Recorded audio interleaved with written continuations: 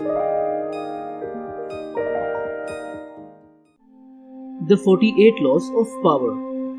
طاقت و اختیار حاصل کرنے کے 48 قانون. السلام علیکم دوستو، آپ کے اعتماد اور ساتھ کا شکریہ.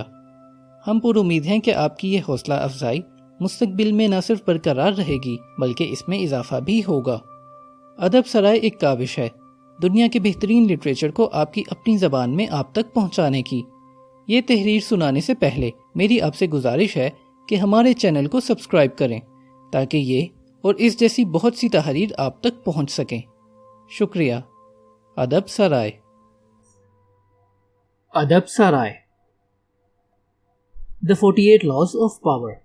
طاقت و اختیار حاصل کرنے کے 48 قانون. قانون نمبر 6.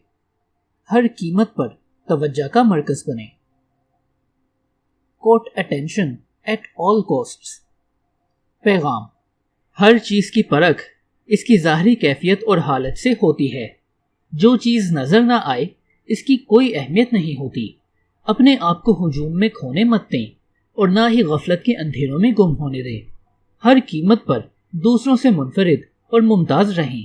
عام لوگوں سے زیادہ پراسرار نظر آ کر سب کی توجہ حاصل کریں. اپنے ارد گرد ہجوم سے زیادہ نمایاں اور ممتاز ہونا ایک ایسی مہارت ہے جو آسانی سے حاصل نہیں ہوتی. آپ کو توجہ حاصل کرنا سیکھنا پڑتا ہے. کسی بھی شعبے میں آغاز کے وقت کسی ایک خوبی یا کمال میں ایسی شہرت حاصل کریں جو آپ کو دوسروں سے ممتاز کر دے. یہ خوبی یا تاثر لباس کا کوئی مخصوص انداز، شخصیت کا کوئی ایسا پہلو ہو سکتا ہے جس سے لوگ محظوظ ہوں اور اس انداز کے بارے میں گفتگو کی جائے. ایک بار جب آپ اپنا ایسا کوئی تاثر قائم کر لیتے ہیں تو پھر آپ آسمان میں موجود دوسرے ستاروں کی طرح مقام بنا لیتے ہیں. یہ تصور کرنا بہت بڑی غلطی ہے کہ آپ کی اس مخصوص خوبی کو متنازع نہیں بنایا جائے گا یا اس پر کوئی حملہ نہیں کیا جائے گا. آپ کو اپنی کسی بھی خوبی یا شہرت کو عارضی نہیں بنانا چاہیے اور اپنی کسی خوبی یا شہرت کو اپنی کسی دوسری خوبی کے مقابلے میں ماند مت پڑنے دیں. آپ جس چیز میں بھی مشہور ہوتے ہیں بہرحال وہ آپ کے حق میں ہی جائے گی. لوئی دی 14 کے دربار میں بہت باصلاحیت مصنف، فنکار، خوبصورت دوشیزائیں اور کئی دوسرے مختلف خوبیاں رکھنے والے لوگ موجود تھے، لیکن کسی کے بارے میں ڈیوک ڈی لوزن سے زیادہ باتیں نہیں کی جاتی تھیں. ڈیوک انتہائی چھوٹے قد کا مالک اور بہت زیادہ توہین آمیز رویے کے لیے مشہور تھا. وہ بادشاہ کی بیوی کے ساتھ تعلقات رکھتا تھا اور کھلے عام نہ صرف بادشاہ کی بلکہ دوسروں کی بھی توہین کرتا تھا. تاہم بادشاہ لوئی ڈیوک کی ان ممتاز اور عجیب و غریب عادات سے اتنا متاثر تھا کہ دربار میں اس کی غیر حاضری برداشت نہیں کرتا تھا. بات بڑی سادہ تھی. ڈیوک کا سب سے مختلف رویہ ہی لوگوں کی توجہ اس کی طرف مبذول کرواتا تھا. لوگ اس کی باتوں سے اتنے خوش ہوتے تھے کہ ہر قیمت پر دربار میں اس کی موجودگی چاہتے تھے. معاشرہ عام اور اوسط درجے سے بلند شخصیات کو پسند کرتا ہے، اس لیے کبھی ان خوبیوں سے گریز نہ کریں جو آپ کو دوسروں سے ممتاز کریں. تنازعات اور الزامات کا مرکز بننے سے بھی مت گھبرائیں. الزامات اور حملے نظر انداز ہونے سے بہتر ہیں. اگر آپ کسی کمتر مقام کے حامل ہیں جس پر رہتے ہوئے لوگوں کی توجہ حاصل کرنے کا امکان بہت کم ہے تو ممتاز مقام حاصل کرنے کی ایک مؤثر تکنیک یہ ہے کہ فوراً کسی بڑے اور نمایاں فرد پر حملہ کریں. جب ایک بالکل عام سے غلام رومی شاعر پیٹرو آریٹینو نے 16ویں صدی کے آغاز میں توجہ حاصل کرنا اور مشہور ہونا چاہا تو اس نے پوپ اور اس کے پالتو ہاتھی کے بارے میں طنزیہ نظمیں لکھنا شروع کر دیں. اس عمل سے آریٹینو فوراً ہی لوگوں کی نظروں میں آ گیا. کسی طاقتور آدمی پر ایسا حملہ بھی اسی طرح کے نتائج پیدا کر سکتا ہے، لیکن یاد رکھیں کہ لوگوں کی توجہ حاصل کرنے کے بعد ایسی ترکیبیں بڑی ہوشیاری اور موقع کی مناسبت سے استعمال کریں ورنہ آپ کا تاثر ختم ہو جائے گا. ایک مرتبہ جب آپ شہرت کی بلندیوں پر پہنچ جاتے ہیں تو آپ کو مسلسل اپنے طریقوں اور حربوں میں تبدیلی لاتے رہنا چاہیے. اگر آپ ایسا نہیں کرتے تو لوگ آپ سے اکتا جائیں گے اور آپ کی جگہ کوئی دوسرا شخص ان کی توجہ کا مرکز بن جائے گا. اس کھیل میں مسلسل ہوشیاری اور تخلیق کی ضرورت ہے. پیبلو پیکاسو نے کبھی اپنی شہرت کو ماند نہیں پڑنے دیا. جب بھی اسے لگتا کہ اس کا نام مخصوص طرز کی تصاویر کے ساتھ جڑ گیا ہے تو جلد ہی بالکل نئے اور غیر متوقع انداز کی پینٹنگز بنا کر لوگوں کو متوجہ کرتا. اسے یقین تھا کہ اس سے پہلے کہ لوگ کسی مخصوص انداز کے عادی ہو جائیں कोई नई भद्दी चीज बनाकर ही इन्हें चौंका देना मुनासिब होगा। ये बात यकीनी है कि लोग इस चीज या शख्स को बहुत अहम समझते हैं जिसके बारे में वो पेश गोई ना कर सकें। अगर आप लोगों की तवक्का के बरक्स कोई अमल करके इन्हें चौंका सकें तो आप इनकी तरफ से इज्जत और इनकी रुख बदलती तवज्जो पर गिरफ्त कर सकते हैं। मिसाल नंबर 1। 19वीं सदी में अमरीकी सदर शोमैन पीटी बार्नम की मिसाल इंतहाई शानदार है। वो एक सर्कस का मालिक था। 1836 में बार्नम ने मैरीलैंड में एक सर्कस खरीद ली। जिस रात पहला शो मुनक्किद होना था, इस सुबह को बार्नम एक स्याह रंग का गाउन पहनकर शहर की सड़कों पर निकल आया। लोग इसके इर्द गिर्द इकट्ठे हो गए। हुजूम में से किसी ने बुलंद आवाज से कहा कि ये शख्स बदनामे जमाना कातिल के एवरी है। बस फिर क्या था, हुजूम में हलचल मच गई और लोग इस पर पिल पड़े। बार्नम ने दुहाई दी कि वो कातिल नहीं है बल्कि बार्नम है, लेकिन किसी ने इसकी न सुनी। लेकिन वो किसी न किसी तरह हुजूम को सर्कस के करीब ले आया, जहां इसने सबको अपनी शनाख्त करवा दी। बार्नम जख्मों से चूर था, लेकिन इसी रात सर्कस का पहला शो भरपूर तरीके से कामयाब हुआ। लोगों ने हजारों की तादाद में बार्नम को देखने के लिए टिकट खरीदा। बाद में राज खुला कि बार्नम ने खुद ही ये सारा ड्रामा खड़ा किया था ताकि वो लोगों की नजरों में आ जाए और इसका सर्कस कामयाब हो जाए। मिसाल नंबर 2।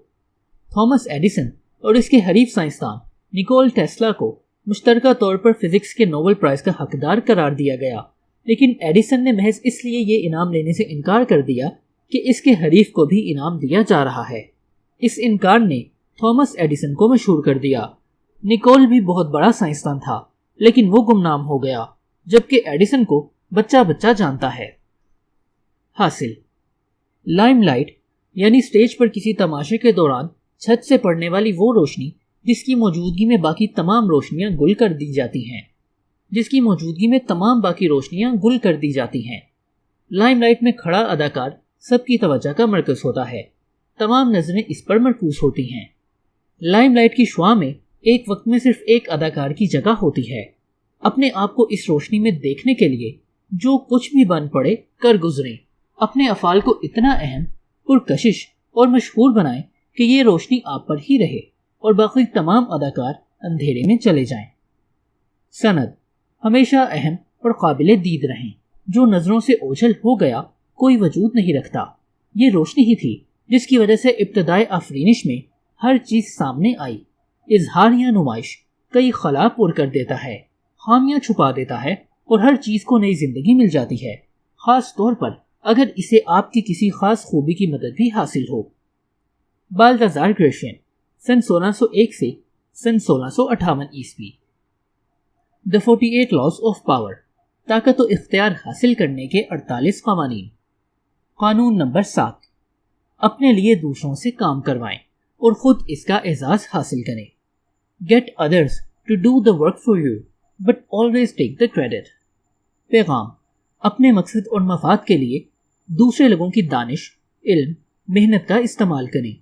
इस तरह की मदद न सिर्फ आपका बहुत कीमती वक्त और तवानाई बचाएगी बल्कि इससे आपको एक देवता जैसी अहलियत और रफ्तार भी मिलेगी। आखिर में आपके मददगार फरामोश कर दिए जाएंगे, लेकिन आपका नाम और काम याद रखा जाएगा। वो काम खुद कभी मत करें जो आप दूसरों से करवा सकते हैं। ताकत और इख्तियार की दुनिया भी जंगल के कानून पर चलती है। यहाँ कुछ ऐसे जानवर होते हैं जो अपना पेट भरने के लिए शिकार करते हैं, जबकि कुछ जानवर ऐसे भी हैं जो दूसरों का किया हुआ शिकार खाते हैं। ये मुअख्खिर ज़िक्र जानवर जो ज्यादा जहानत नहीं रखते इस काबिल नहीं होते कि इख्तियार और इक़्तिदार हासिल कर सकें। वो ये बात समझ चुके होते हैं कि मुमकिन है इन्हें थोड़ा ज्यादा इंतजार करना पड़े, लेकिन इनके लिए कोई दूसरा जानवर काम करेगा जरूर। इस वक्त जब आप किसी मंसूबे पर काम कर रहे हैं, बिल्कुल इसी वक्त कुछ गिद्ध होंगे जो इस उम्मीद पर आपके इर्द गिर्द मंडला रहे होंगे कि आपकी तख्लीक के सहारे अपनी बका कायम रखें, बल्कि फलें फूलें। इस बारे में शिकायत करना ला हासिल है और ना ही तलखी या गुस्से का कोई फायदा है। बेहतर यह है कि अपनी हिफाजत करें और इस खेल में शामिल हो जाएं। एक बार जब आप ताकत हासिल करने का जरिया ढूंढ लें तो फिर गिद्ध की तरह दूसरों के शिकार पर पेट भरें और अपना बहुत सा वक्त और तवानाई बचाएं।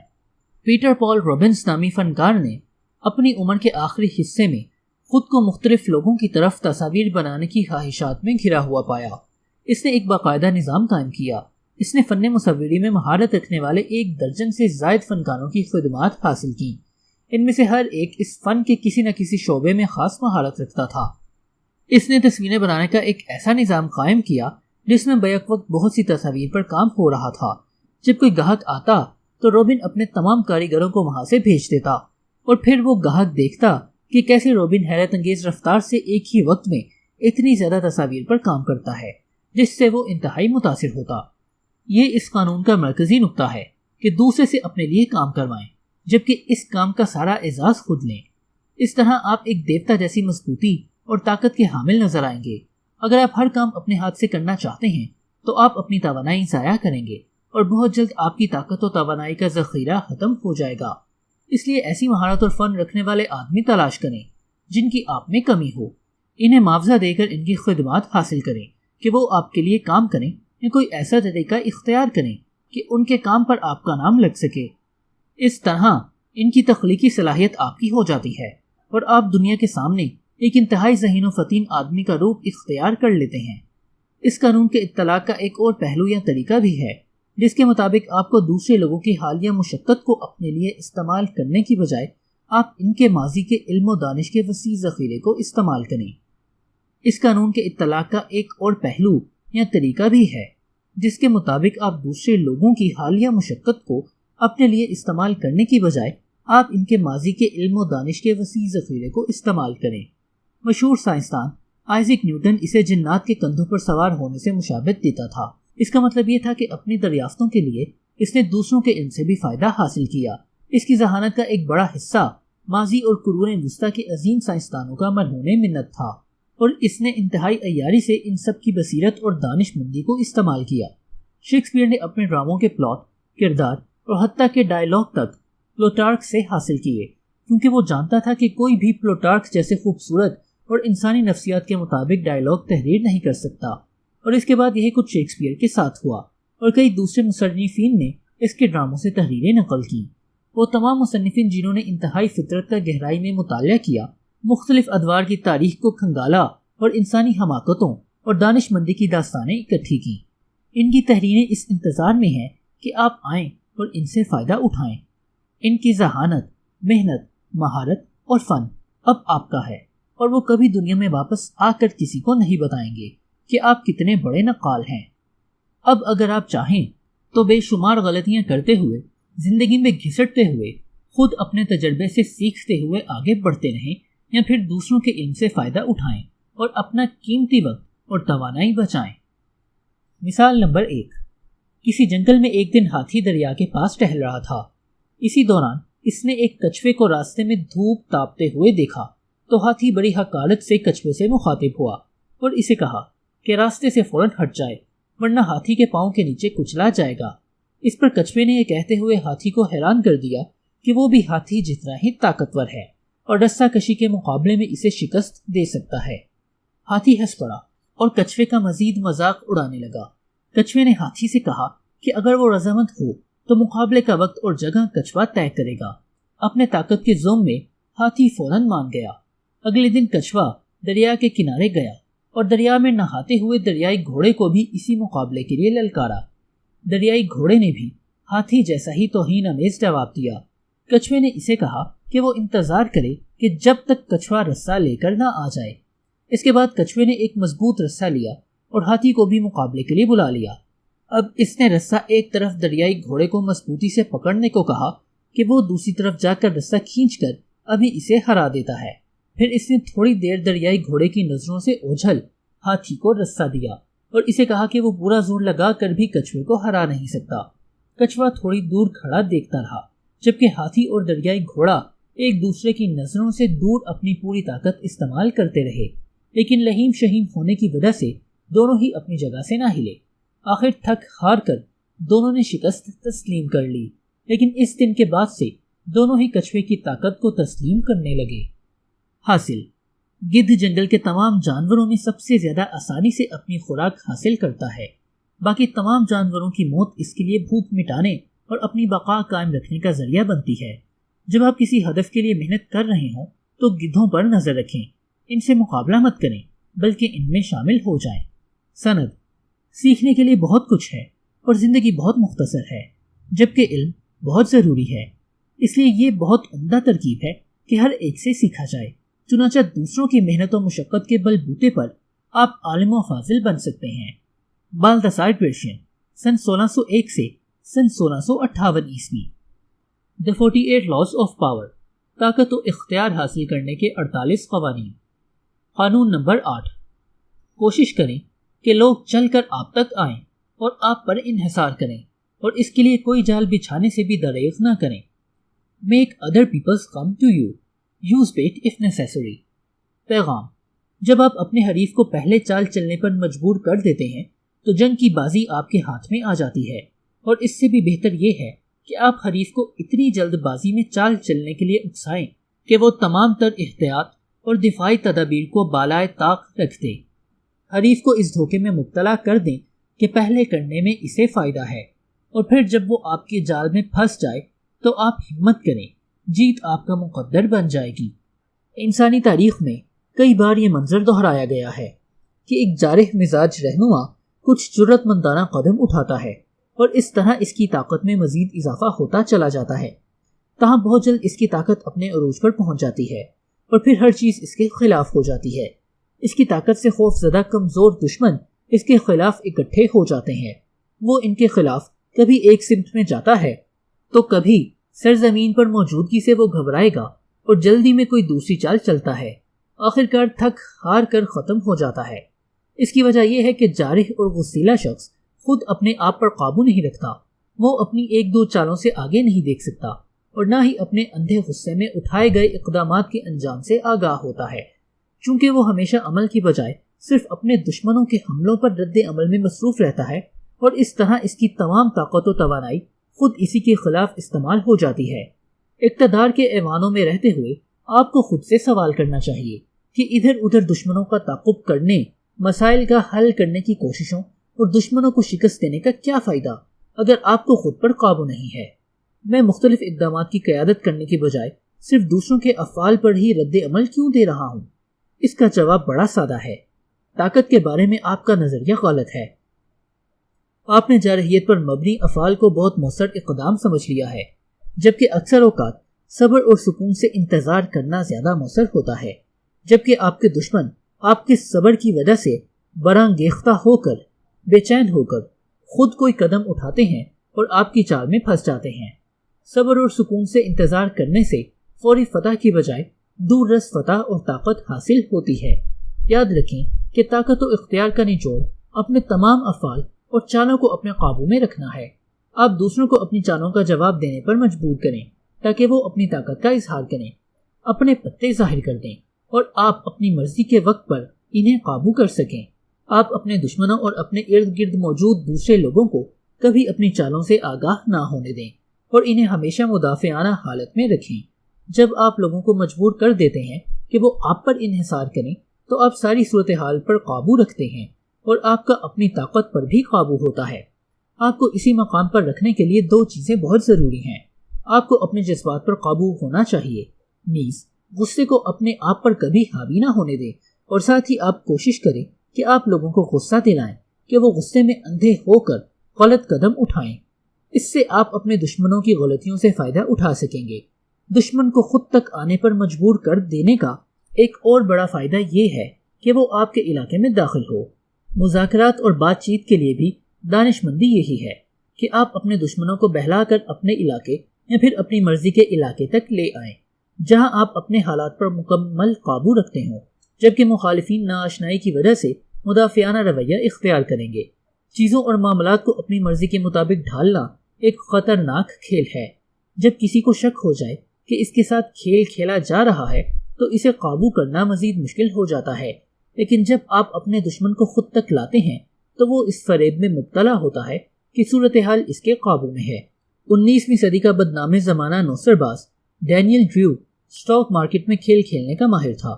وہ جب بھی کسی مخصوص اسٹاک کو خریدنا یا فروخت کرنا چاہتا تو بہت کم براہ راست چال چلتا تھا۔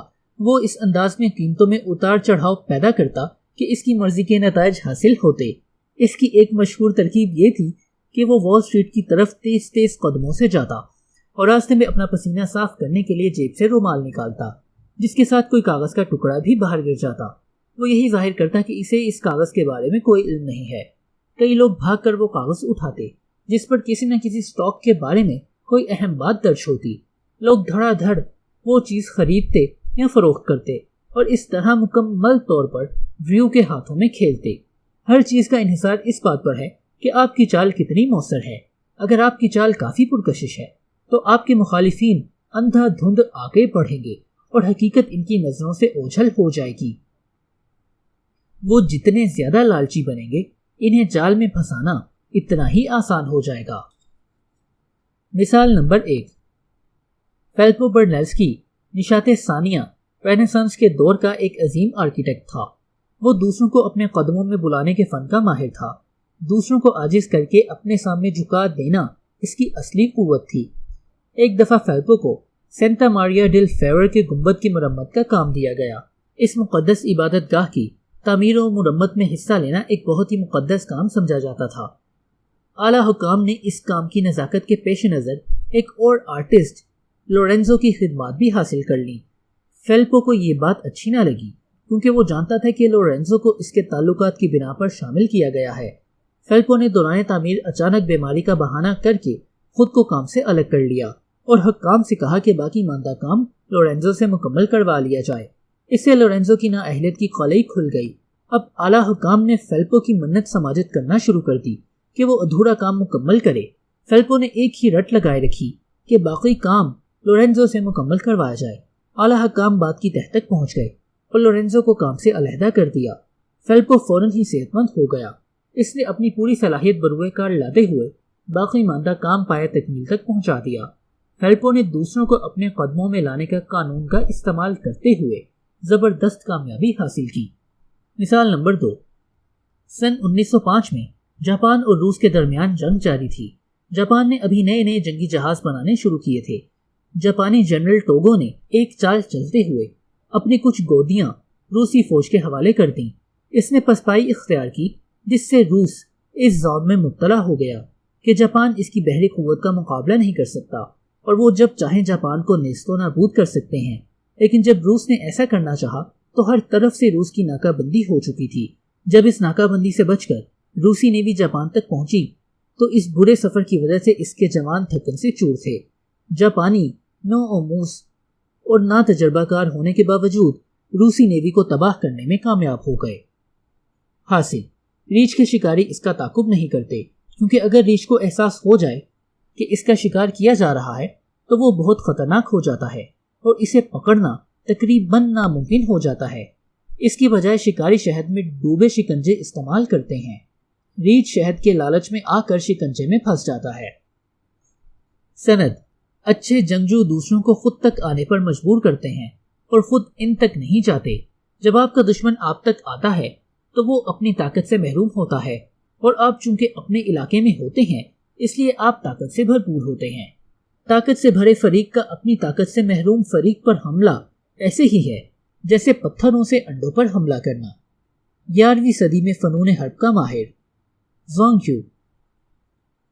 The 48 Laws of Power، طاقت و اختیار حاصل کرنے کے 48 قوانین۔ قانون نمبر 9، الفاظ اور دلائل کے بجائے عمل سے فتح حاصل کریں۔ Win through your actions, never through arguments۔ پیغام، دلائل اور باتوں کے ذریعے حاصل کی گئی کوئی بھی فتح در حقیقت صرف لفظی فتح ہے۔ آپ کی باتوں سے پیدا ہونے والی رنجش اور کینہ کسی کی رائے میں عارضی تبدیلی سے زیادہ شدید اور پائیدار ہوتے ہیں۔ الفاظ اور باتوں کی بجائے عمل لوگوں کو آپ سے متفق کرنے میں کہیں زیادہ طاقتور ثابت ہوتا ہے۔ وضاحتیں کرنے کی بجائے عمل سے ثابت کریں۔ جب آپ طاقتور ہوتے ہیں تو آپ کو اس بات پر غور کرنا چاہیے کہ آپ کے فیصلوں اور اقدامات سے لوگوں پر کیا اثرات ہوں گے۔ دلائل سے فتح حاصل کرنے میں مسئلہ یہ ہے کہ کامیابی کے بعد آپ کو یقین ہی نہیں ہوتا کہ جن لوگوں سے آپ نے بحث جیت لی ان پر اس کے کیا اثرات مرتب ہوئے ہیں۔ ہو سکتا ہے کہ بظاہر وہ بڑی شائستگی سے اتفاق کریں لیکن دل ہی دل میں آپ کے خلاف بھی ہو سکتے ہیں۔ ہو سکتا ہے آپ کے الفاظ نے انہیں ناراض کر دیا ہو، کیونکہ الفاظ میں ایک عجیب خاصیت ہوتی ہے کہ ہر آدمی اپنے مزاج اور تحفظات کے مطابق ان کا مطلب نکال سکتا ہے، حتیٰ کہ بہترین دلائل کی بھی کوئی ٹھوس بنیاد نہیں ہوتی۔ کیونکہ الفاظ کے مختلف معنی کی وجہ سے ان پر مکمل اعتماد نہیں کیا جا سکتا۔ انسان اپنی عادت سے مجبور ہو کر اپنی آراء اور نظریات کے مطابق سوچتا ہے۔ یہ بات سمجھ لیں کہ الفاظ کی کوئی اہمیت نہیں ہوتی۔ ہم سب یہ بات جانتے ہیں کہ گرما گرم بحث کے دوران ہم اپنے آپ کو درست ثابت کرنے کے لیے کوئی بھی بات کر سکتے ہیں۔ ہم مذہبی اور الہامی کتابوں کا حوالہ دیتے ہیں، ناقابل تصدیق اعداد و شمار بیان کرتے ہیں۔ ایسی کھوکھلی باتوں سے بھلا کون مانتا ہے؟ عملی مظاہرہ الفاظ سے کہیں زیادہ طاقتور ہوتا ہے، کیونکہ اسے ہم اپنی آنکھوں سے دیکھتے ہیں۔ عمل میں نہ تو غصہ دلانے والے الفاظ بولے جاتے ہیں، نہ ہی اس کے غلط معنی اخذ کیے جاتے ہیں، اور آنکھوں دیکھے ثبوت کو کوئی بھی نہیں جھٹلا سکتا۔ جیسا کہ بالدازار گریشین کہتا ہے، سچائی عام طور پر دکھائی جاتی ہے اور بہت کم سنائی جاتی ہے۔ سر کرسٹوفر رین انگلینڈ کی نشاط ثانیہ کے دور کا شخص تھا۔ اس نے ریاضی، فلکیات، فزکس اور فزیولوجی کے علوم پر عبور حاصل کیا تھا۔ پھر بھی ایک ماہر تعمیر کے طور پر اس کے غیر معمولی لمبے عرصے کے کام کے دوران بھی اس کے سرپرست اس کے بنائے ہوئے نقشوں میں اسے بہت سی بے معنی اور فضول تبدیلیوں پر قائل کرتے۔ اس نے جواب میں کبھی نہ تو دلائل دیے نہ غصہ کیا۔ اس کے پاس اپنے نقطۂ نظر کو ثابت کرنے کے دوسرے بہت سے طریقے تھے۔ سن 1688 میں رین نے ویسٹ منسٹر کے شہر کے لیے ٹاؤن ہال کا ایک بہت شاندار نقشہ بنایا۔ تاہم شہر کا میئر مطمئن نہیں تھا، بلکہ وہ کچھ گھبراہٹ کا شکار تھا۔ اس نے رین کو بتایا کہ اس کے خیال میں تیسری منزل محفوظ نہیں، اور کسی دن پوری عمارت گڑراتی ہوئی سیدھی اس کے دفتر پر گر سکتی ہے، جو کہ سب سے نچلی منزل پر تھا۔ اس نے تقاضا کیا کہ چھت کو اضافی سہارا دینے کے لیے رین 2 مزید پتھریلے ستونوں کا اضافہ کرے۔ رین، جو کہ ایک تجربہ کار انجینئر تھا، اچھی طرح آگاہ تھا کہ ان 2 اضافی ستونوں سے کوئی فائدہ نہیں ہوگا، اور میئر کے خدشات بے بنیاد تھے۔ تاہم اس نے وہ 2 ستون تعمیر کروا دیے۔ اس سے میئر بہت خوش ہوا، اور چند سال بعد ایسا ہوا کہ ایک دن کسی مزدور نے یہ دیکھا کہ وہ ستون تو چھت سے تھوڑا نیچے ہی ختم ہو جاتے تھے، اور چھت کا وزن ان پر قطعاً نہیں تھا۔ وہ نقلی ستون تھے، لیکن میئر اور رین دونوں ہی مطمئن تھے۔ میئر سکون سے بیٹھ سکتا تھا، اور رین کو اطمینان تھا کہ اس کا نقشہ ہی درست تھا، اور یہ دونوں ستون غیر ضروری تھے۔ اپنے خیال کا عملی مظاہرہ کرنے کا اصل فائدہ یہ ہے کہ آپ کے مخالفین مزاحمت اور غلط ثابت کرنے کی بجائے جلدی قائل ہو جاتے ہیں۔ انہیں محسوس ہو جاتا ہے کہ آپ جو کچھ کہہ رہے ہیں وہی حقیقت ہے، اور دلائل سے کہیں زیادہ طاقتور ہے۔ جب طاقت کا حصول آپ کا نصب العین ہو، یا پھر آپ اپنی طاقت و اختیار کو قائم رکھنا چاہ رہے ہوں، تو ہمیشہ بالواسطہ انڈائریکٹ راستہ اختیار کریں، اور اپنی لڑائی یا مقابلے کا انتخاب بڑی احتیاط سے کریں۔ اگر اس بات کی کوئی اہمیت نہیں کہ دوسرا شخص آپ سے اتفاق کرتا ہے یا نہیں، اور آپ کو یقین ہے کہ وقت اور تجربہ خود ہی انہیں سبق پڑھا دے گا کہ آپ صحیح تھے، تو پھر اپنی توانائی اور وقت ضائع مت کریں۔ مثال نمبر 1۔ ایک مرتبہ خروشچیف اسٹالن کی پالیسیوں کی مذمت کر رہے تھے۔ سامعین میں سے کسی نے کہا، آپ خود اسٹالن کے ساتھ رہے ہیں، اسے اس وقت کیوں منع نہ کیا؟ خروشچیف خاموش رہا، پھر کہا، جس نے یہ بات کہی ہے وہ ہاتھ کھڑا کرے۔ کوئی ہاتھ کھڑا نہ ہوا۔ خروشچیف نے مسکرا کر کہا، میں بھی اسی طرح اسٹالن کی پالیسیوں پر تنقید نہ کر سکتا تھا۔ اس موقع پر خروشچیف نے عملی مظاہرہ کر کے سب کو چپ کروا دیا۔ سن 131 قبل مسیح میں رومی کونسل جنرل موکنس نے ایک یونانی قصبے پرگمس کا محاصرہ کر لیا۔ اب یہ جنرل چاہتا تھا کہ وہ قلعے کو تباہ کر کے یونانیوں کو عبرتناک شکست دے۔ اس وقت فوج کے پاس قلعہ مسمار کرنے والے جو آلات موجود تھے وہ کام نہیں کر رہے تھے۔ اس نے اپنے فوجی ایتھنز بھیجے تاکہ وہاں فوجی ذخیرے میں سے سب سے بڑا گرز اور شہتیر منگوائے۔ وہاں کے انچارج انجینئر نے سب سے بڑا گرز دینے سے اس بنا پر انکار کر دیا کہ اس معاملے میں بڑا گرز اتنا فائدہ مند ثابت نہیں ہوگا۔ فوجی نے اپنے سپہ سالار کا حکم بتایا۔ انجینئر خاموش ہو گیا، لیکن اس نے بغیر بتائے چھوٹا گرز ہی دے دیا۔ جب سپہ سالار کو علم ہوا تو وہ بہت غصے میں آ گیا۔ انجینئر کو پیش کیا گیا، اور اس نے اپنے موقف کے حق میں چھوٹے گرز کے فوائد گنوانے میں زمین و آسمان کے قلابے ملائے، لیکن سب بے سود رہا اور اسے موت کی نیند سلا دیا گیا۔ مثال نمبر 2۔ ایک وزیر نے 30 سال تک کسی بادشاہ کی بہت خدمت کی، لیکن کامیاب آدمی کے حاسد بھی ہوتے ہیں۔ اسی طرح اس وزیر کے حاسدوں نے بادشاہ کے کان بھرنے شروع کر دیے، اور آخر کار بادشاہ کو اس کے خلاف کر دیا۔ بادشاہ نے وزیر کو سزائے موت سنا دی۔ وہ بادشاہ جسے سزائے موت دیتا اسے خونخوار کتوں کے سامنے پھینک دیا جاتا۔ وزیر نے کسی نہ کسی طرح بادشاہ سے 10 روز کی مہلت حاصل کر لی۔ وہ وزیر اپنے گھر گیا اور اشرفیوں کی تھیلی لے کر کتوں کے نگران سے ملا اور درخواست کی کہ وہ اسے 10 دن کتوں کی خدمت کرنے دے۔ نگران رضامند ہو گیا۔ وزیر نے کتوں کی اتنی خدمت کی کہ وہ اس سے مانوس ہو گئے۔ اب جب مقررہ دن پر وزیر کو کتوں کے سامنے پھینکا گیا تو اسے چیرنے پھاڑنے کی بجائے کتے اسے چاٹنے لگے۔ بادشاہ بہت حیران ہوا۔ پوچھنے پر وزیر نے بتایا کہ اس نے 30 سال بادشاہ کی خدمت کی لیکن صلہ سزائے موت کی صورت میں ملا، جبکہ صرف 10 دن کتوں کی خدمت سے اس کی جان بچ گئی۔ بادشاہ کو بہت شرمندگی ہوئی اور وزیر کو معافی مل گئی۔ حاصل: دلائل میں مصروف لوگ جیسے ہنڈولے پر بیٹھے ہوتے ہیں، کبھی اوپر تو کبھی نیچے، جتنی مرضی تیز حرکت کریں اپنے اپنے مقام پر ہی ہیں۔ آپ ہنڈولے سے اتریں اور بغیر لڑائی جھگڑے کے انہیں بتائیں کہ آپ کا کیا مطلب ہے۔ انہیں بلندی پر چھوڑ دیں کیونکہ کشش ثقل خود ہی انہیں نیچے لے آئے گی۔ سند: بحث مت کریں۔ کسی بھی معاشرے میں کسی موضوع پر صرف بحث نہیں ہونی چاہیے بلکہ نتائج سے ثابت کریں۔ بینجامن ڈسرائیلی، سن 1804 سے سن 1881۔ The 48 Laws of Power، طاقت و اختیار حاصل کرنے کے 48 قوانین۔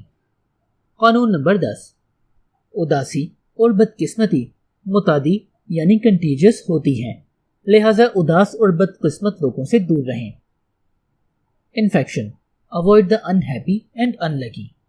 پیغام: آپ کسی دوسرے کی بدقسمتی اور مصائب کی وجہ سے بھی ہلاک یا برباد ہو سکتے ہیں۔ جذباتی کیفیات متعدی امراض کی طرح ہوتی ہیں۔ ہو سکتا ہے آپ سمجھیں کہ آپ کسی ڈوبتے کی جان بچا رہے ہیں، لیکن یاد رکھیں کہ آپ خود بھی پانی میں ڈوب سکتے ہیں۔ بدقسمت لوگ بعض اوقات مصائب کو اپنی طرف کھینچتے ہیں اور اسی طرح وہ آپ کے لیے بھی مصیبت کا باعث بن سکتے ہیں۔ اس لیے خوش اور اچھی قسمت والے لوگوں کے ساتھ رشتہ جوڑیں۔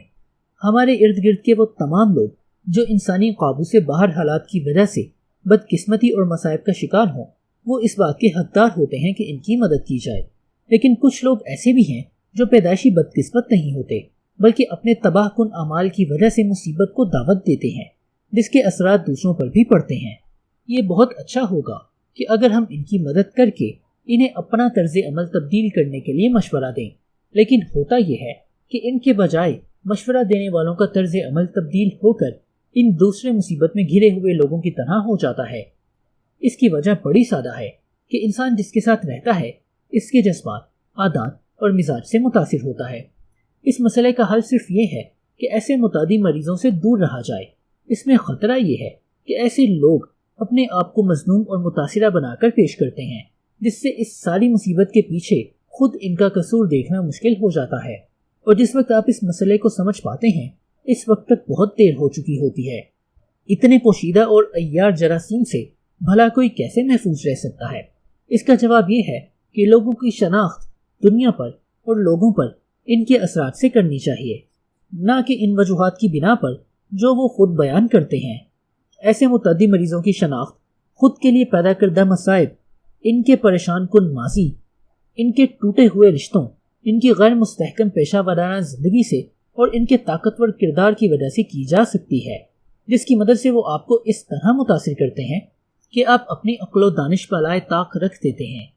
کسی بھی متعدی مریض کی علامات سے چوکن نہ رہیں، ان کی آنکھوں میں بے چینی اور عدم اطمینان دیکھنے کی کوشش کرتے رہیں، اور سب سے اہم یہ کہ ترس مت کھائیں، ان کی مدد میں مت لگ جائیں، کسی متعدی مریض سے دور ہو جائیں یا پھر نتائج بھگتنے کے لیے تیار رہیں۔ اسی طرح کی متعدی خصوصیات کا ایک دوسرا پہلو بھی ہے اور شاید زیادہ جلدی سمجھ آتا ہے۔ ایسے لوگ بھی ہوتے ہیں جو اپنی فطری خوش مزاجی، نیک فطرت اور ذہانت کی وجہ سے خوشیاں پاتے ہیں۔ وہ مسرت و شادمانی کا سرچشمہ ہوتے ہیں۔ آپ کو ان کے ساتھ رہنا چاہیے تاکہ آپ بھی اس خوشحالی میں حصہ دار بن سکیں جو وہ اپنی طرف کھینچتے ہیں۔ یہی چیز کامیابی اور خوشی کے لیے بھی صادق آتی ہے۔ تمام مثبت چیزیں بھی دوسروں سے مل سکتی ہیں۔ ٹیلیرینڈ میں کئی عجیب و غریب اور خوف زدہ کر دینے والی خصوصیات تھیں، لیکن بہت سے لوگ اس بات پر متفق تھے کہ وہ سخاوت، شاہی روب و تمکنت اور ذہانت میں سب سے آگے تھا۔ در حقیقت وہ ملک کے قدیم ترین شاہی خاندان سے تعلق رکھتا تھا اور فرانس کے جمہوری عوامی مزاج پر پختہ یقین کے باوجود اس کی شاہی طور طریقے موجود تھے۔ اس کا ہم اثر نپولین کئی لحاظ سے بالکل اس کے برعکس تھا۔ کورسیکا سے تعلق رکھنے والا ایک کسان، کم گو، کنجوس اور حتیٰ کہ پرتشدد مزاج شخص، اور کوئی دوسرا ایسا نہ تھا کہ نپولین جسے ٹیلیرینٹ سے زیادہ پسند کرتا ہو اور اسے اس سے زیادہ اپنے پاس رکھتا تھا تاکہ اس کے اطوار سیکھ سکے۔ اور اس بات میں بھی کوئی شک نہیں کہ اپنے اقتدار کی طوالت کے ساتھ ساتھ نپولین بدلتا گیا، اور اس تبدیلی کی اصل وجہ ٹیلیرینٹ کے ساتھ اس کی قربت تھی۔ مثبت خصوصیات اور احساسات کے اس انتخاب کے عمل سے فائدہ اٹھائیں۔ مثال کے طور پر اگر آپ کنجوس ہیں تو کسی سخی آدمی کے ساتھ قربت بڑھائیں۔ اس کے اثر سے آپ کی شخصیت کے تنگ اور بند دریچے بھی کشادہ ہو جائیں گے۔ اگر آپ تنہائی پسند ہیں تو ملنسار اور خوش مزاج کے قریب ہو جائیں۔ کبھی ایسے لوگوں کے قریب مت ہوں جو اپنی خامیاں آپ کو دے دیں۔ ایسے لوگ ہر اس خامی کو مزید بڑھا دیں گے جو آپ کے راستے میں رکاوٹ بنے گی۔ صرف مثبت رویوں کے ساتھ تعلق بنائیں۔ اس بات کو اپنی زندگی کا ایک ضابطہ بنا لیں اور آپ دنیا کے کسی بھی دوسرے ذریعے سے حاصل ہونے والی کامیابی اور خوشی سے زیادہ فائدہ حاصل کر سکیں گے۔ مثال نمبر 1۔ ایک دفعہ کا ذکر ہے کہ ایک بیج کسی کوے کی چونچ سے گرا اور ایک بہت اونچی دیوار کی ایک درس میں آن گرا، لیکن کھلے آسمان تلے بے مقصد زندگی سے وہ خوش نہ تھا۔ اس نے دیوار کی بہت تعریف و توصیف کی اور اپنی مشکلات کا رونا رو کر اس سے مدد طلب کی۔ بیج نے کہا کہ کاش وہ زمین پر پڑے سبزے میں گر جاتا اور میں اپنے والد کے درخت کے سائے میں پڑا رہتا، لیکن تمہاری وجہ سے اب اپنے مقام پر واپس نہیں جا سکتا۔ میں جب کوے کی چونچ سے گرا تھا تو میں نے دعا مانگی تھی کہ اگر میں بچ گیا تو ساری زندگی ایک چھوٹے سے سوراخ میں گزار دوں گا۔ اتنی منت سماجت سن کر دیوار نرم پڑ گئی اور ننھے بیج کو اپنی دراڑ میں پناہ دینے پر تیار ہو گئی۔ پناہ حاصل کرنے کے بعد بیج پھوٹ پڑا۔ اس نے دیوار کی درزوں میں اپنی جڑیں پھیلانا شروع کر دی۔ اس سے دیوار کے پتھر سڑکنا شروع ہو گئے۔ جب پتھر سڑک گئے تو بیج کی شاخیں دیوار سے باہر نکلنا شروع ہو گئیں۔ اس سارے عمل سے جڑیں مزید طاقتور ہو کر دیوار کی دراڑوں کو مزید کھلا کرنا شروع ہو گئیں۔ اس سے دیوار منہدم ہونے کی نہج پر پہنچ گئی۔ دیوار نے اب بہت محنت سماجت کی، لیکن اب بہت دیر ہو چکی تھی۔ آخر کار دیوار گر گئی۔ لیونارڈو ڈا ونچی، سن 1652 سے سن 1519 عیسوی۔ مثال نمبر 2۔ وبائی بیماری۔ بہت سی روزمرہ کی باتیں اور عادتیں وبائی امراض کے زمرے میں شمار کی جا سکتی ہیں، جیسے غنودگی یا جمائی لینا۔ قریب بیٹھا ہوا آدمی فوری طور پر اس معتدی مریض میں مبتلا ہو کر غنودگی یا جمائی لینے کا شکار ہو جاتا ہے۔ بڑے تناظر میں دیکھیں تو جب دشمن احتجاج اور جلد بازی کا مظاہرہ کر رہا ہو تو آپ اس بیماری میں مبتلا ہو کر اپنا سب کچھ گنوا دینے سے پرہیز کریں، بلکہ سرد مہری اور بے پرواہی کا مظاہرہ کریں۔ آپ کا دشمن آپ سے بے پرواہ ہو کر غیر محتاط ہو جائے گا۔ اس طرح آپ کی سرد مہری اور بے اعتنائی کے جراثیم آپ کے دشمن کے جذبہ حریت کے ساتھ چپک کر اسے ٹھنڈا کر دیں گے۔ وہ نکما، غیر محتاط اور بوریت کا شکار ہو جائے گا۔ اب آپ اس پر جھپٹ پڑیں۔